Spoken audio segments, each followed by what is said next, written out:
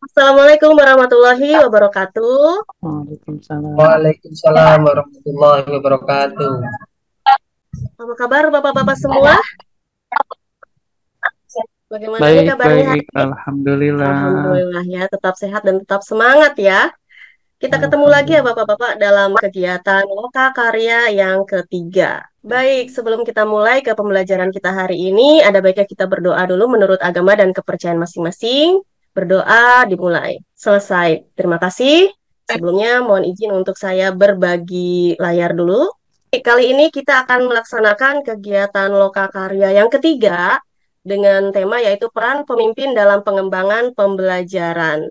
Nah, saya sendiri Heriana dari Unit Kerja SMP N3 Cikesal Kabupaten Serang Banten sebagai calon pengajar praktik angkatan 11.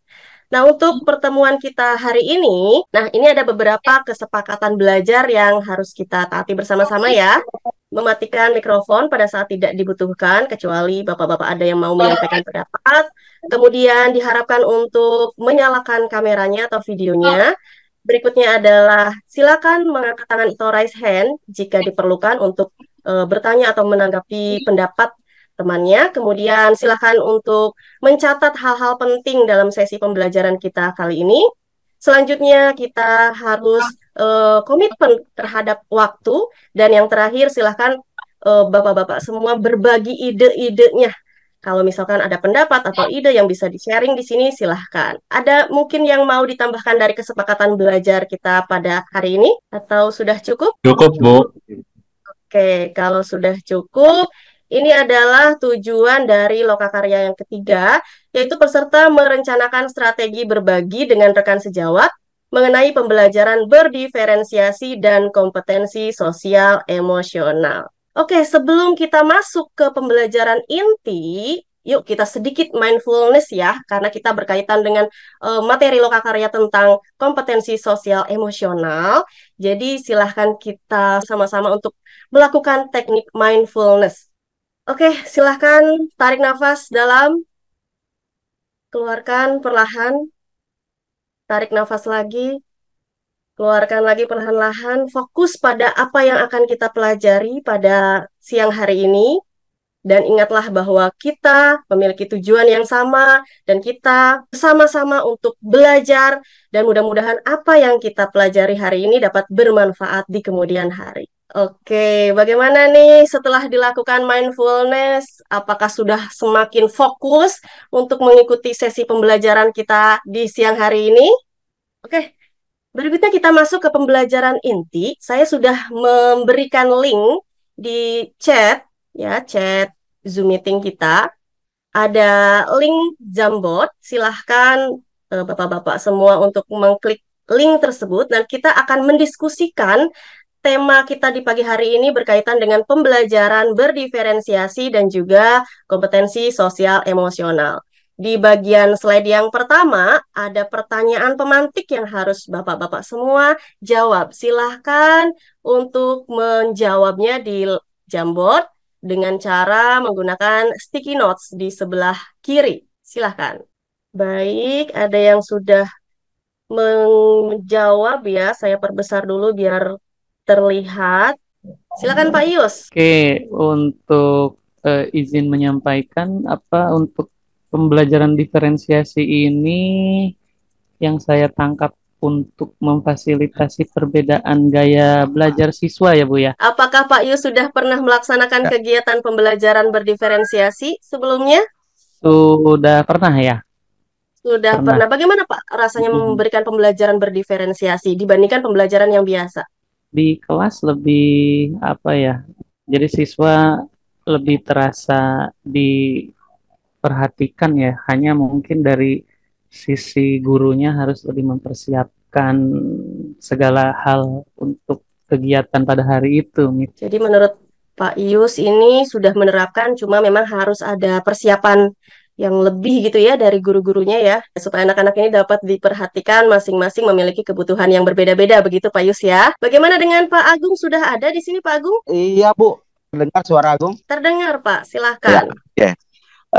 Terkait Agung tadi menuliskan itu terkait pembelajaran diferensiasi ya, karena pembelajaran itu untuk memfasilitasi keberagaman siswa ya dari karakternya maupun potensi bakat dan minatnya itu, Ibu. Baik, Pak Agung. Terima kasih jawabannya, Pak Agung. Intinya sama ya dengan jawaban dari Pak Yus, sama-sama berkaitan dengan memfasilitasi keberagaman dari karakter siswa. Mungkin ada pendapat lain dari Bapak-Bapak semua yang di sini yang mau menanggapi atau menambahkan pendapat dari Pak Yus atau Pak Agung, silahkan. Oh ya, ada Pak Toha yang raise hand. Silahkan Pak Toha. Baik, saya coba ingin menanggapi ya. Sebenarnya saya secara prinsip setuju dengan Pak Agung bahwa memang kompetensi sosial emosional ini anak memang punya sesuatu yang unik di antara teman-teman yang lainnya. Baik, Pak Toha, terima kasih banyak atas pendapatnya. Betul sekali yang disampaikan oleh Pak Toha. Anak itu unik ya, berbeda-beda, latar belakangnya berbeda-beda, sehingga kita sebagai guru juga harus mempersiapkan bagaimana caranya memberikan pembelajaran yang sesuai dengan keberagaman peserta didik kita. Baik, sekarang kita menuju ke slide yang kedua nih, untuk Jamboard yang kedua, yaitu bagaimana strategi berbagi dengan rekan sejawat untuk dapat menerapkan pembelajaran berdiferensiasi dan kompetensi sosial emosional di kelas. Silakan untuk menjawab atau memberikan pendapatnya di sticky notes. Oh, ini sudah ada jawaban dari Pak Toha. Boleh Pak Toha sambil diceritakan nih Pak Toha strategi berbaginya. Mungkin Pak Toha sudah pernah berbagi di sekolah tentang penerapan pembelajaran berdiferensiasi ataupun kompetensi sosial emosional di kelas. Terima kasih Bu Anah atas kesempatan yang diberikan. Salah satu strategi yang jitu tentu saja mensosialisasikan terkait dengan bagaimana pembelajaran diferensiasi ini kaitannya juga dengan kompetensi sosial emosional di kelas. Dan tentu saja ketika melakukan kegiatan sosialisasi termasuk juga kegiatan destinasi kepada rekan-rekan membutuhkan waktu yang tidak sedikit ya, sehingga ini butuh juga kolaborasi dengan yang punya kawasan, terutama pimpinan, dan memang harus diawali dari kita. Kira itu Bu yang bisa disampaikan. Iya, baik Pak Toha, terima kasih atas jawabannya. Di sini saya tangkap kata kuncinya itu adalah mensosialisasikan atau mendiseminasikan ya Pak ya kepada rekan-rekan sejawat, dan tentunya ini harus dikomunikasikan juga kepada atasan yaitu kepala sekolah. Ini sepertinya mirip-mirip dengan jawaban Pak Suprapto. Bisa berbagi Pak atau bercerita Pak tentang strategi yang bisa dilakukan oleh Pak Suprapto nih. Ya, terima kasih Ibu atas kesempatannya. Kalau saya di sini menuliskan kolaborasi dengan rekan sejawat, mungkin di sini yang saya maksud kolaborasi adalah guru kelas 1 dan kelas 2 kalau di tingkat sekolah dasar itu adalah fase A.